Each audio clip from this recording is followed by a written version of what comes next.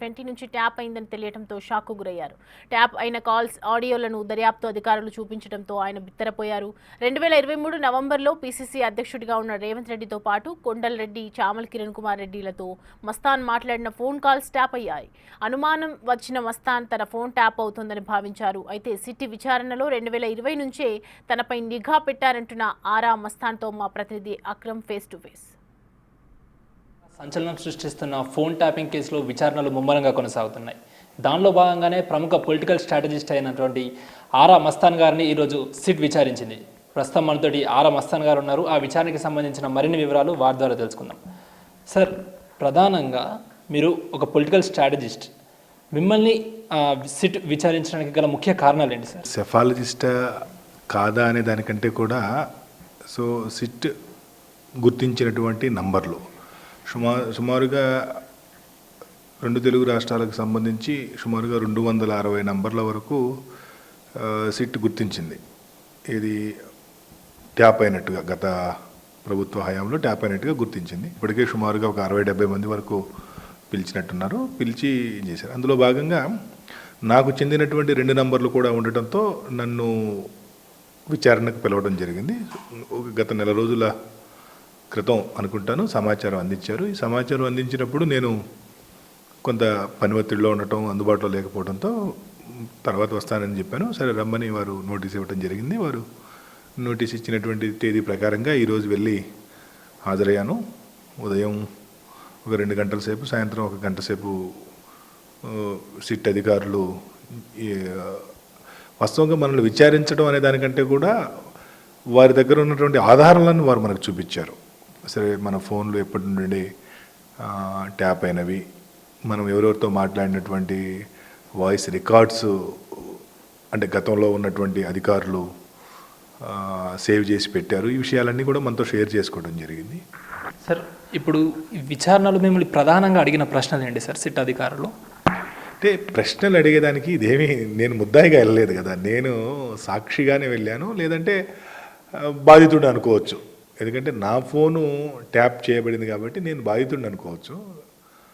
అయితే వాళ్ళు ఏంటంటే ఈ ముఖ్యంగా ఇందాక నేను చెప్పినటువంటి టెలిగ్రాఫ్ యాక్ట్ని వైలేట్ చేశారు. ఎలా వైలేట్ చేశారు అనే దానికి జనరల్గా ఇండియన్ టెలిగ్రాఫ్ యాక్ట్ 1885 ప్రకారము ఒక ఐజీ అండ్ అబోవ్ ర్యాంక్ ఉన్నటువంటి అధికారికి ఈ ఫోను ట్యాప్ చేసి వినే అధికారం ఉంటుంది.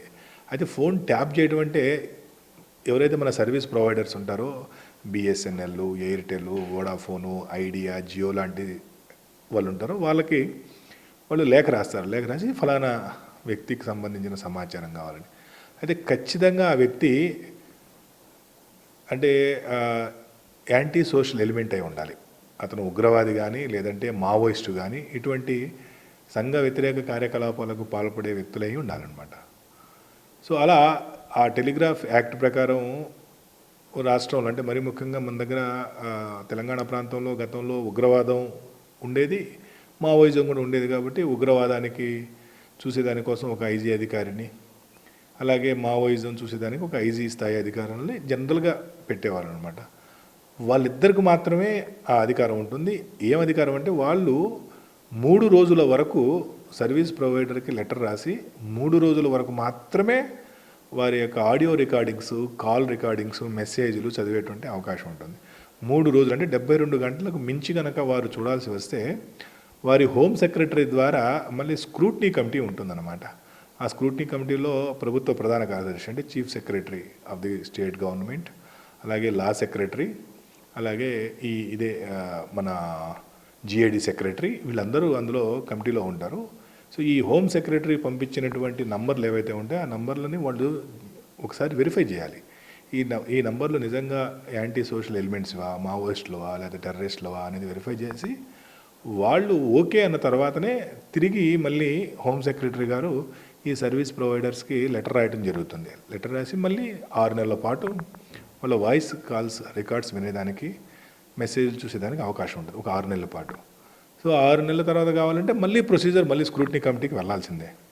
సో ఈ యాక్ట్ ఇచ్చినటువంటి ఈ వెసులుబాటు కారణంగా వీళ్ళు ఏం చేస్తున్నారు, ఈ యాంటీ సోషల్ ఎలిమెంట్స్ ఎవరైతే ఉన్నారో ఆ నంబర్లతో పాటు ఈ రాష్ట్రంలో ఇప్పుడు మీరు రోజు టీవీలో మీరు కూడా కవర్ చేస్తున్నారు న్యూస్, అనేక మంది ప్రముఖులకు సంబంధించిన నంబర్లు కూడా ఆ యాంటీ సోషల్ ఎలిమెంట్స్ ఖాతాలో పడేశారనమాట.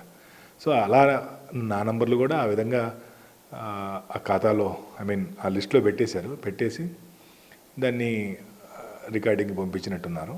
అది టెలిగ్రాఫ్ చట్టాన్ని ఉల్లంఘించడం చట్టరీత్యా నేరం కాబట్టి అలా చేయడం తప్పు అంటూ కూడా ఆరా మస్తాన్ గారు చెప్తున్నారు. అదేవిధంగా ఆ విచారణలో భాగంగానే అన్ని విధాలుగా కూడా సిట్ అధికారులకు సహకరించామని ఆరా మస్తాన్